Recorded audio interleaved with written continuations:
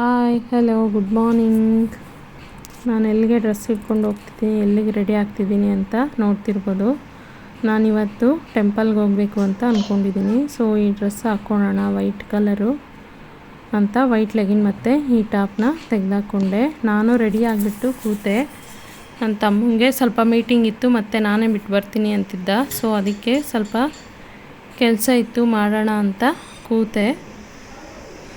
ಕೂರೋ ಅಷ್ಟರಲ್ಲಿ ಅಂಗನವಾಡಿಯಿಂದ ಕಾಲ್ ಮಾಡಿದ್ರು, ರೇಷನ್ ಬಂದಿದೆ ಬಂದು ತೊಗೊಂಡೋಗಿ ಅಂತ.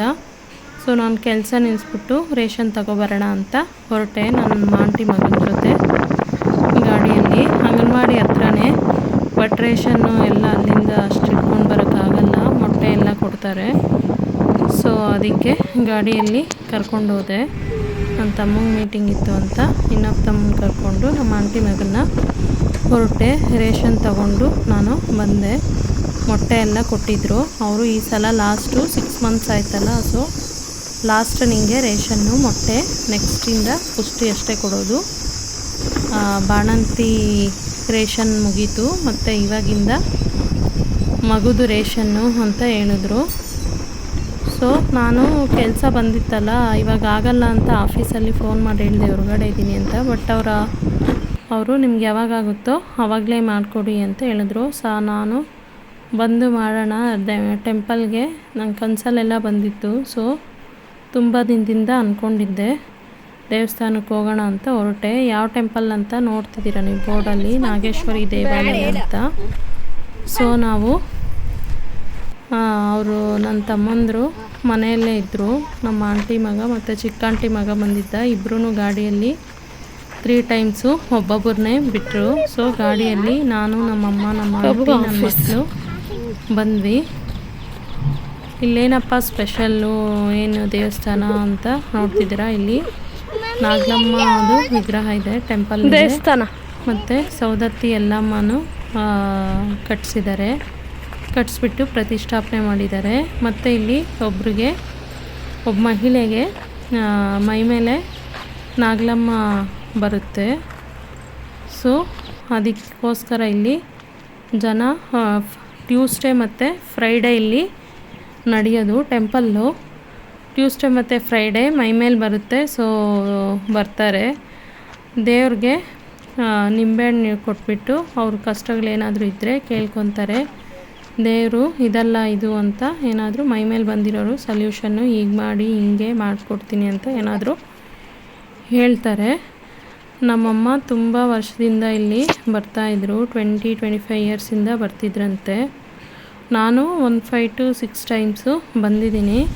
ತುಂಬ ದಿನ ಆಗಿತ್ತು ಬಂದು. ನನ್ನ ಮಗನು ಹುಟ್ಟೋಕ್ಕಿಂತ ಮುಂಚೆ ಏನೋ ಬಂದಿದ್ದು ಅನಿಸುತ್ತೆ. ಮತ್ತು ನನ್ನ ಫಸ್ಟ್ ಮಗನ ಡೆಲಿವರಿ ಆದಮೇಲೆ ಏನೋ ಬಂದಿದ್ದು ಅನಿಸುತ್ತೆ. ಸೊ ಅದಾದಮೇಲೆ ಬಂದೇ ಇರಲಿಲ್ಲ.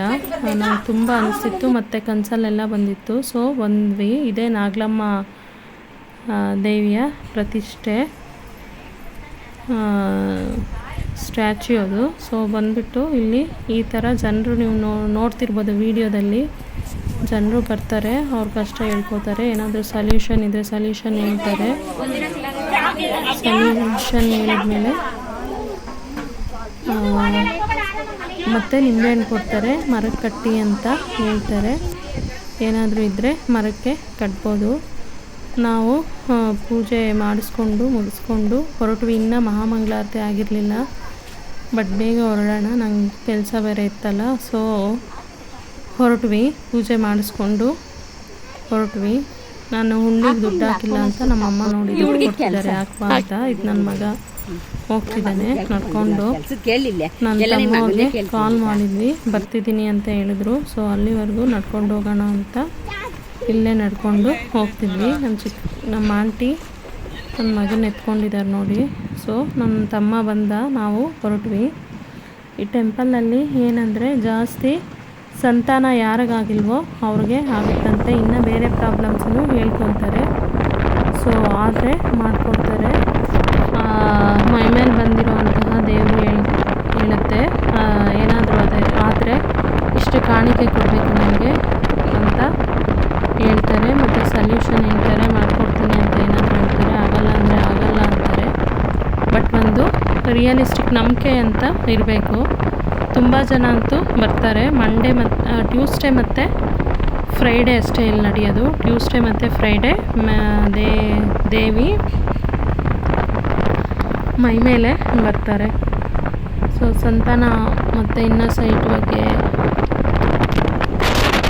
ಮತ್ತು ಇನ್ನು ಏನಾದರೂ ಪ್ರಾಬ್ಲಮ್ಸ್ ಆಗಿರಲಿ, ನಂಬಿಕೆ ಇಟ್ಟು ಬರ್ತಾ ಇರೋಂಥ ಜನ ಏನಾದರೂ ಪ್ರಾಬ್ಲಮ್ಸ್ ಆಗಿರಲಿ ಅವ್ರ ಹತ್ರ ಹೇಳ್ಕೊಳ್ತಾರೆ.